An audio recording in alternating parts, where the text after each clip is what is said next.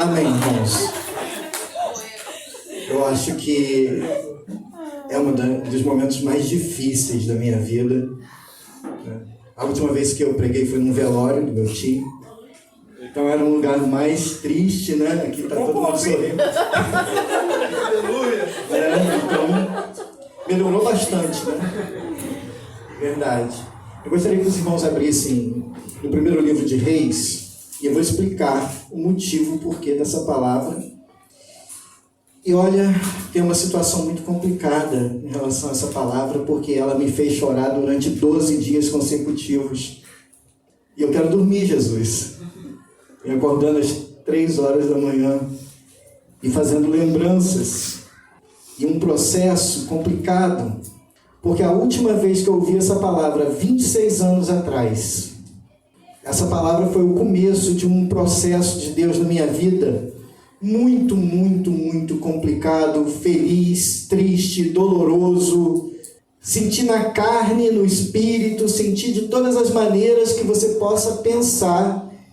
E eu nunca preguei essa palavra. E a última vez que eu ouvi essa palavra, irmãos, antes de entrar, eu nunca falo de mim, né? E foi bom o pastor ter falado a respeito disso, né? Deixa você se mostrar. E foi a coisa que eu nunca fiz. E Deus falou, no teu processo de cura, você tem que fazer. Você tem que fazer. E eu passei 12 dias, irmãos. E a Kelly falou assim, você não para de chorar? E eu falei assim, não consigo. Não consigo. Então, eu vou ler só os primeiros versículos aqui no capítulo 19. Versículo 19, esqueci até o meu óculos hoje. 19. Então Elias saiu de lá e encontrou Eliseu, filho de Safate. Ele estava arando com 12 parelhas de bois e estava conduzindo a 12ª parelha. Elias o alcançou e lançou sua capa sobre ele. E Eliseu deixou os bois e correu atrás de Elias. Deixa-me dar um beijo de despedida em meu pai e minha mãe. E disse, e então irei contigo. Vá e volte. E respondeu Elias, lembre-se do que lhe fiz. E Eliseu voltou e apanhou a sua parelha de bois e os matou, e queimou o equipamento de arar para cozinhar a carne, e a deu ao povo, e eles comeram, e depois partiu com Elias, tornando-se o seu auxiliar. Irmãos, desde muito novo, o Senhor havia falado sobre algumas pessoas que ele tinha algo para mim, mas uma pessoa específica, quando eu tinha 14 anos de idade. Eu estava numa crise numa igreja que eu fazia parte, querendo sair, e o Senhor usou uma irmã que não sabia de nada, trabalhava comigo, eu já trabalhava aos 14, e falou assim, olha, Deus manda te dizer uma coisa, irmão, você está atribulado, fica onde você está, porque não é hora, porque Deus tem algo para fazer na sua vida, mas Ele primeiro vai te dar a sua esposa.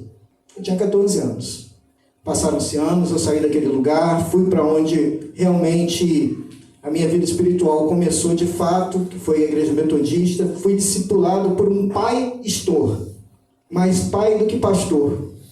Aquele homem que sabia puxar minha orelha, aquele homem que sabia me pegar nos momentos cruciais da minha vida e falar assim, vem cá, é assim. Às vezes um pouco mais bronco, porque ele já era um senhor idoso, e fiquei ali, trabalhando, fazendo a obra de Deus, e passa-se um tempo, ele deixa de pastorear aquela igreja, passa outro tempo, eu vou para a igreja que ele está, mas não mais como pastor. Eu conheço essa pessoa que está aqui, que vocês conhecem, num retiro. Chego lá, a gente começa a conversar, e aquele retiro foi a coisa mais tremenda, não só porque eu conheci a Kelly, mas porque eu tive uma experiência espiritual tão tremenda naquele retiro, que se eu parar aqui para contar para vocês, irmãos, aquilo que foi aquele retiro na minha vida, Deus me triturou de todas as maneiras que vocês podem imaginar. E no fim do retiro, no último dia, a irmã que estava lá dirigindo a oração, uma irmã que hoje é uma pastora, inclusive, hoje, né, na época não era, ela me chamou a Kelly e falou assim, olha, Deus tem uma palavra para vocês. Hoje Deus está te dando a sua esposa e o seu ministério. E aquilo ali foi uma coisa assim muito louca, porque a gente tinha acabado de se conhecer, e a gente namorou, noivou, casou em 9 meses, e antes que eu casasse, o pastor João, meu pai, me chamou e falou assim, eu vou voltar para a igreja de Olaria e eu quero você lá comigo. Eu falei assim, estou casando, deixa eu casar, chegar com minha esposa e tal. E aí o que aconteceu? Eu casei, cheguei lá, sentei no último banco. Ele falou assim, não, no primeiro aqui na frente, porque eu sou o profeta e você é o moço do profeta. Ele usou esse termo, coisa de gente mais velha, né? Tá bom. Eu comecei a trabalhar com ele ali, dividindo o púlpito, trabalhando com jovens, trabalhando com rádio, trabalhando aquele no louvor. E de repente, 2 anos depois, eu vou aposentar. E a igreja vai passar por uma situação difícil, porque ela não tem condições de pagar o salário de um pastor metodista. E a igreja tem 2 situações. Ou a igreja vai voltar a ser congregação, ou a igreja vai fechar, ou o bispo vai assumir e pagar o salário do pastor. Só que enquanto isso, você vai assumir a igreja. E o máximo que eu poderia chegar fazendo um seminário dentro da Assembleia de Deus, na igreja metodista, era uma coisa chamada guia leigo, que assumia as funções da igreja como pastor, mas sem ordenação. Foram 3 meses muito difíceis. Só que no dia que ele me chamou para assumir, ele leu essa palavra. Mas aí eu quero entrar, porque o que acontece? Eu não me lembro da pregação, me lembro do texto. E depois que isso passou, foram 3 meses, que eu senti de fato que era o peso de dirigir uma igreja. A minha vida virou de cabeça para baixo. 10 anos difíceis. E aí, quando a gente olha para Eliseu e olha para Elias, a gente vê Elias que tinha passado por um processo difícil também, porque ele tinha feito todo aquele procedimento ali dos profetas de Baal, e de repente chega para ele aquela palavra dizendo assim, olha, eu vou te matar. Jezabel manda dizer, eu vou te matar, eu vou te perseguir, vou acabar com a sua vida. Mas ele já vinha de um monte de processos difíceis, então ele faz o quê? Ele sai dali, vai para o meio do deserto. No deserto, nós sabemos dessa história toda, ele vai acabar no Monte Horebe. E lá ele quer ouvir a voz de Deus, mas a voz de Deus ele quer ouvir no meio de um terremoto, não acontece, no meio de um vendaval não acontece, no meio do fogo não acontece. E a voz de Deus veio no meio de um sussurro. E Deus falou assim, o que você está fazendo aqui, Elias? O que você está fazendo aqui? E aí Elias começa a resmungar, mas Deus, eu fiquei sozinho. Deus, ninguém me ama, ninguém me quer. Deus, olha a minha situação, eu fiz tudo aquilo, mas o povo continua na incredulidade, o povo continua não servindo a Deus, e olha essa situação. E Deus diz para Elias assim, não, tem 7.000 joelhos que não se dobraram. E ele diz assim, olha, vai, né, conforme o texto que está antes, consagra um rei, consagra um profeta, e Eliseu então é consagrado. Mas a gente pensa que quando o ministério chega na vida da gente, o chamado para o ministério chega na vida da gente, a gente está pronto. Não está. Não está. Eliseu recebeu o chamado para o ministério. Mas foram 10 anos acompanhando Elias em todas as situações que se seguem. E aí a gente vai dar um pulinho lá em 2 Reis, no capítulo 2, no versículo 1, naquele episódio que todos nós conhecemos. E aí que vai diferir o que eu ouvi naquele dia e o que eu tenho para dizer para os irmãos nessa noite. Quando o Senhor levou Elias aos céus num redemoinho, aconteceu o seguinte, Elias e Eliseu saíram de Gilgal, e no caminho disse-lhe Elias, fique aqui, pois o Senhor me enviou a Betel. Eliseu, porém, disse, juro pelo nome do Senhor e por tua vida que não te deixarei ir só. Então foram a Betel. Então em Betel, os discípulos dos profetas foram falar com Eliseu e perguntaram, você sabe que hoje o Senhor vai levar para os céus o seu mestre, separando de você? E respondeu Eliseu, sim, eu sei, mas não falem nisso. Então Elias lhe disse, fique aqui, Eliseu, pois o Senhor me enviou a Jericó. E ele respondeu, juro pelo nome do Senhor e por sua vida que não te deixarei ir só. Desceram até Jericó. E em Jericó, os discípulos dos profetas foram falar com Eliseu e lhe perguntaram, você sabe que hoje o Senhor vai levar você para os céus e o seu mestre, separando de você? E respondeu Eliseu, sim, eu sei, mas não falem nisso. Em seguida, Elias lhe disse, fique aqui, pois o Senhor me enviou ao rio Jordão. E ele respondeu: juro pelo nome do Senhor e por tua vida que não te deixarei ir só. Então partiram juntos. Olha o que acontece. Estava Elias e Eliseu ali, dizem 10 anos caminhando juntos. E de repente é o momento em que Elias vai ser levado aos céus. E todos eles estão naquela expectativa, sabendo que isso vai acontecer. E Elias começa a ir de escola de profeta em escola de profeta, se despedir dos seus discípulos. Ele estava sozinho lá, mas agora ele tem 3 seminários formando profetas. E de repente ele diz: eu vou até tal cidade. E Eliseu diz: eu vou junto. Eu vou para outra cidade, eu vou junto. E eu vou para outro lugar, eu vou junto. Ele está junto com o seu discipulador, ele está junto com o seu mestre, ele está junto com o seu profeta, porque ele quer aproveitar cada momento ali junto de Elias. Então Elias tenta dar uma despistada para ele, mas de repente, quando não tem mais jeito, Elias atravessa com ele o rio Jordão, e ele diz: olha, o que você tanto quer do meu lado? E ele diz assim: olha, eu quero a porção dobrada do teu espírito. Em outros lugares diz assim: eu quero a tua unção profética. E ele diz: olha, você me pediu uma coisa muito dura, muito difícil. Mas vamos fazer o seguinte: se você conseguir me ver enquanto eu estou subindo aos céus, você vai receber. E então acontece essa mesma situação. Elias é levado aos céus, Eliseu vê, e de repente o manto de Elias cai. Eliseu pega o manto de Elias, ele exclama ali uma oração: meu Deus, carros, cavaleiros, aquela coisa, aquela situação, aquela cena forte. E de repente ele pega o manto, toca o rio se abre mais uma vez,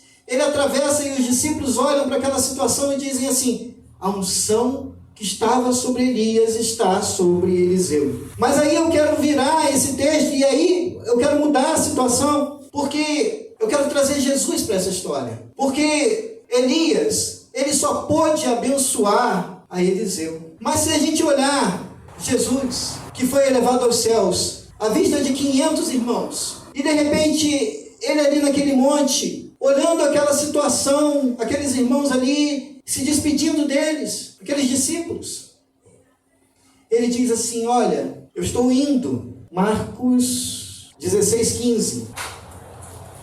E disse-lhes: vão pelo mundo todo e preguem o evangelho a todas as pessoas. Quem crer e for batizado será salvo, mas quem não crer será condenado. E esses sinais acompanharão os que crerem. Em meu nome expulsarão demônios, falarão novas línguas, pegarão em serpentes, e se beberem algum veneno mortal não lhes fará mal nenhum. Imporão as mãos sobre os doentes e estes ficarão curados. E depois de lhes terem falado, o Senhor Jesus foi elevado aos céus e assentou-se à direita de Deus. E ainda em Atos 1:8-9, mas recebereis poder ao descer sobre vós o Espírito Santo, e serei minhas testemunhas tanto em Jerusalém como em toda a Judéia e Samaria e até os confins da terra. Ditas essas palavras, foi Jesus elevado às alturas à vista deles, e uma nuvem o encobriu dos seus olhos. Irmãos, quando eu recebi do Senhor a lembrança de tudo aquilo que eu passei naqueles anos que eu estava ali,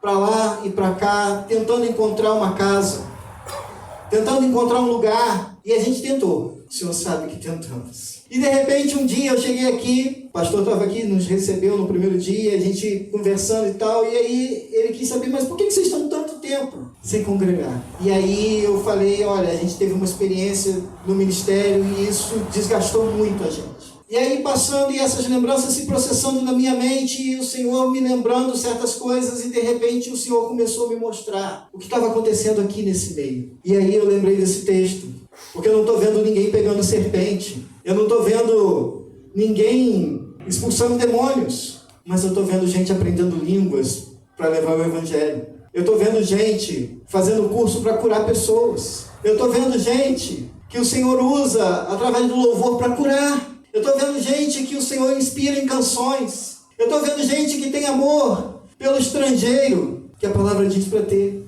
Eu estou vendo gente que o Senhor está usando para as coisas mais diversas, e o Senhor foi me mostrando as pessoas e as coisas pelas quais o Senhor estava dando dons. E muitas vezes a gente pensa que os dons são aqueles que são só aqueles dons sobrenaturais. Mas Jesus foi elevado aos céus. Ele não foi elevado aos céus como Elias foi, num redemoinho, e não sabemos como ele está no céu. Mas Jesus foi elevado aos céus e está à direita de Deus. Mas ele fez uma promessa: não deixarei órfãos, enviarei o Espírito Santo, e vocês farão obras maiores. Vocês farão obras maiores do que as que eu fiz. E às vezes a gente está procurando coisas, está procurando Deus no vento forte, a gente está procurando Deus no fogo, está procurando Deus no terremoto. E Deus está falando no sussurro. Esse louvor hoje foi uma covardia comigo. Irmãos, o Senhor está me triturando, não está sobrando um ossinho no lugar. Isso foi covardia. Quando o pastor leu aquele Salmo 8 no começo, dizendo: Senhor, quem é o filho do homem para que tu te lembres?